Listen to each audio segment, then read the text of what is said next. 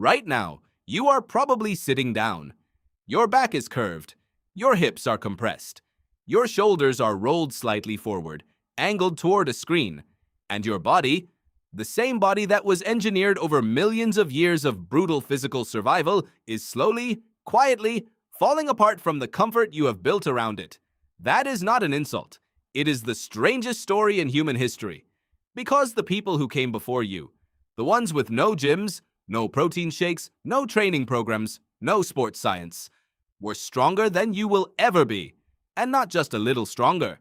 Researchers studying ancient skeletal remains have found bone density, muscle attachment scarring, and joint stress markers in prehistoric humans that modern professional athletes cannot match. Not Olympic sprinters, not elite rowers, not special forces soldiers. Nobody alive today compares to what your ancestors did with their bodies every single day just to stay alive. So what happened to you? That question has been quietly rattling through paleoanthropology labs for the last 2 decades. And the answer is not laziness, or diet, or even technology. The answer is something far stranger and far more unsettling, because it means your body right now is living a life it was never designed for, and it knows it, even if you do not. Let us start with the bones. When you use a muscle repeatedly and intensely over years, that muscle pulls on the bone it is attached to. It tugs. It stresses. And bone, unlike most of what you think of as rigid structure in your body, is alive. It responds. It remodels. It thickens at the attachment point.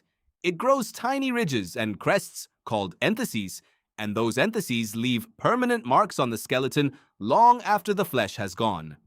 Bioarchaeologist Alison McIntosh at the University of Cambridge spent years studying the tibiae, the shin bones of Central European farmers and hunter-gatherers stretching back 7,300 years. What she found was not subtle. The tibial rigidity of Neolithic men was roughly equivalent to modern cross-country runners who train every single day. Not weekend joggers, not casual athletes. Dedicated endurance athletes in sustained, structured training. And those ancient men were not training. They were just living. The women were even more striking. The upper arm bones of Neolithic women showed strength levels that exceeded modern female athletes by a measurable margin. Not matched, exceeded. McIntosh concluded that the repetitive manual labor of early agricultural life, grinding grain, hauling water, building, carrying, digging, produced musculoskeletal stress that modern sport simply does not replicate. You would have to combine the training load of a competitive rower with the daily work of a construction laborer just to begin approaching what a Neolithic woman did before lunch. And agriculture, remember, was already a step down. Before farming, before the domestication of crops and animals, your ancestors were hunter-gatherers. And the hunter-gatherers were something else entirely. Anthropologist Herman Poncer at Duke University has spent years studying the Hadza people of Tanzania, one of the last remaining hunter-gatherer populations on Earth. And what he found overturned one of the most persistent myths in modern health science. You have probably heard that hunter-gatherers were constantly active, burning enormous amounts of energy every day compared to sedentary modern people. It sounds obvious. It sounds correct. It is wrong. Total daily energy expenditure in the Hadza is not dramatically higher than in Western adults. But here is the catch. The composition of that activity is completely different. Hadza movement is constant, varied, and load-bearing in ways that structured exercise is not. They squat for hours. They carry heavy loads across uneven terrain. They climb. They dig. They walk between 8 and 15 kilometers every single day on surfaces that challenge balance and proprioception in ways that flat tarmac never does. It is not the volume of movement that built those ancient bodies. It is the type. Your gym session is 3 sets of 12 on a machine that guides the movement for you. Your ancient ancestor was carrying a carcass across broken ground on 4 hours of sleep. Go back further, and the gap widens. Homo heidelbergensis, an archaic human species that lived between 700,000 and 200,000 years ago, hunted megafauna. Not with ranged weapons, not from a distance. Researchers like Nick Toth and colleagues studying spear technology from this period have concluded that the primary hunting strategy was close contact ambush. cornering animals at close range and driving thrusting spears into them by hand. You were not throwing from safety. You were pressed against something that could kill you, putting your entire body weight behind a wooden shaft, hoping the animal went down before it turned on you. The bone evidence from these kills tells the story. Cut marks on prey bones, fracture patterns consistent with extreme force, and on the human remains, healed injuries, broken ribs, damaged vertebrae, crushed fingers, that look almost identical to the injury profiles of modern professional rodeo riders. People who get thrown by large animals for a living, your ancestor did not do that once. That was Tuesday. Now here is the part that will stay with you. Your body has not changed. That is the critical piece that most people miss when they hear this story. Natural selection does not work on a timescale of a few thousand years. The genome has not meaningfully shifted. The muscle fiber types, the bone remodeling capacity, the hormonal response to load-bearing stress. It is all still there. Your body is the same machine. It is just running without the input it was built for.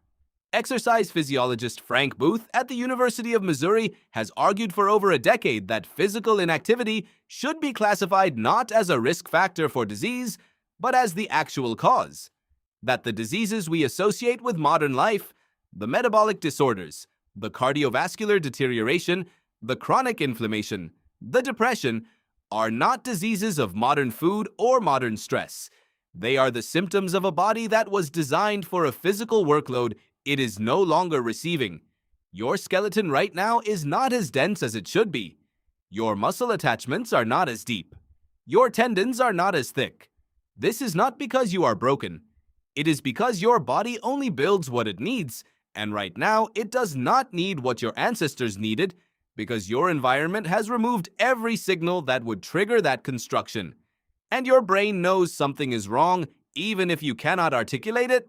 There is a body of research, much of it associated with psychiatrist John Ratey at Harvard Medical School, author of Spark, showing that vigorous physical exertion triggers neurochemical changes that go far beyond what is described as a runner's high. Sustained physical effort suppresses anxiety. It restructures the hippocampus. It resets cortisol cycles. It produces BDNF, brain-derived neurotrophic factor, which Ratey calls miracle grow for the brain. Your nervous system was calibrated to receive these signals constantly. Now it goes days, sometimes weeks, without them, and it responds the way any system responds when its expected inputs disappear. It becomes dysregulated. It becomes anxious. It starts scanning for threats that are not there because it cannot understand why the body is not moving. You are not anxious because of your life. You are anxious, in part, because your ancient nervous system cannot reconcile your stillness with survival. Ancient humans were not stronger because they tried harder. They were not more disciplined. They did not have better genetics. They were stronger because their world demanded it every single day, with no exceptions and no alternatives, and their bodies built accordingly. Your body is still waiting for that demand. You can feel it sometimes. On a long hike when your legs finally start to hurt and something in you loosens. After moving furniture or digging a garden or carrying something heavy upstairs and feeling briefly more awake than you have in weeks. That is not exhaustion followed by relief. That is your ancient body recognizing something it was built for and responding exactly the way it was always meant to. Right now, you are probably sitting down. But somewhere inside the architecture of your bones and blood and nervous system, there is a body that once brought down megafauna with its bare hands, and it is still waiting to be called on.